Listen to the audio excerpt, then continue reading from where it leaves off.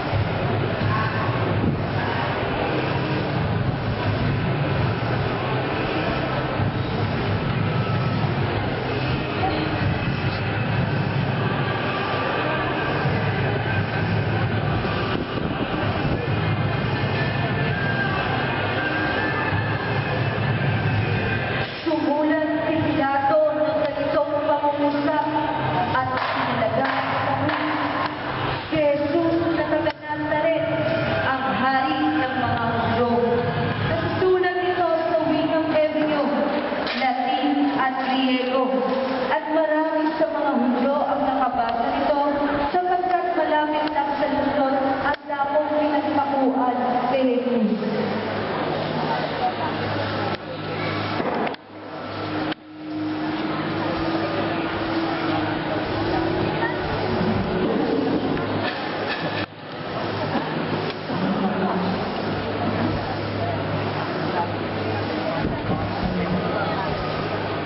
Ama,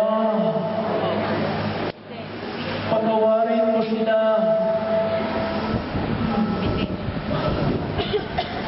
Sapagkat hindi nila nalalaman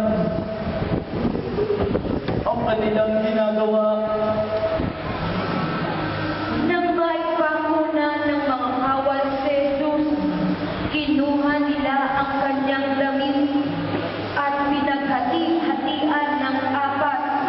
Kinuha rin niya ang kanyang tunika. Ito'y walang tahi at inahin mula itaas hanggang sa ibaba. Nag-usap-usap ang mga kawal.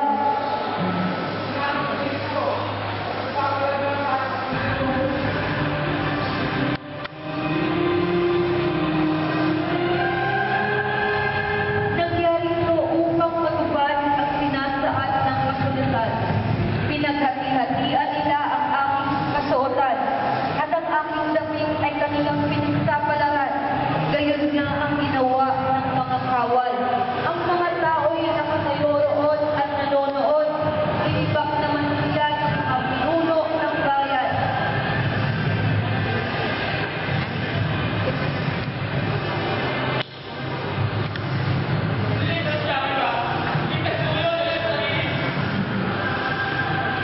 Hindi na ikaw ang hari ng Hudyo. Hindi na yung hari ng Hudyo! Iligtas mo ang iyong sarili! Hindi na ikaw ang Mesiyas. Ligtas mo ang iyong sarili pati na kami. Hindi ka ba natatakot sa Diyos? Ikaw may pinarurusahan tulad niya. Matuwid lamang na marusahan tayo ng ganito dahil sa ating mga ginawa. Ngunit ang tao ay walang ginawang masama. Jesus, alalahanin mo ako kapag nagkakain ka na. Sinasabi ko sa iyo, ngayon din isasama kita sa paraiso.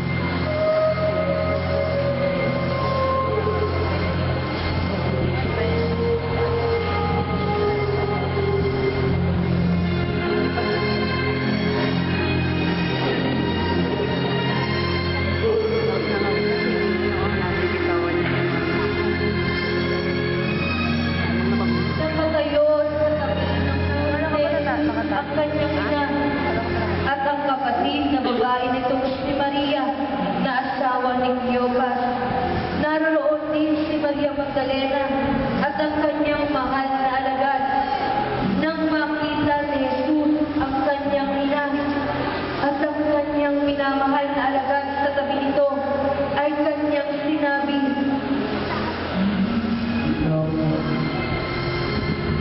Narito ang iyong anak. Anak, narito ang iyong ina. nang mag-iikat na ng hapon, si Jesus ay sumigaw. Diyos ko! Diyos ko! Bakit mo ako pinabayaan?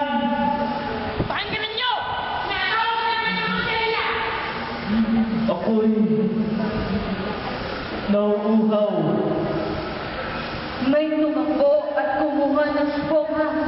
Ito'y binasa ng maasim na alak at pagkatapos ay nilagay sa dulo ng isang tambo at pinasipsip kay Jesus.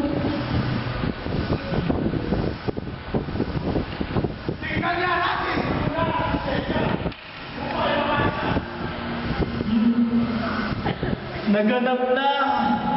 Nawala ng liwanag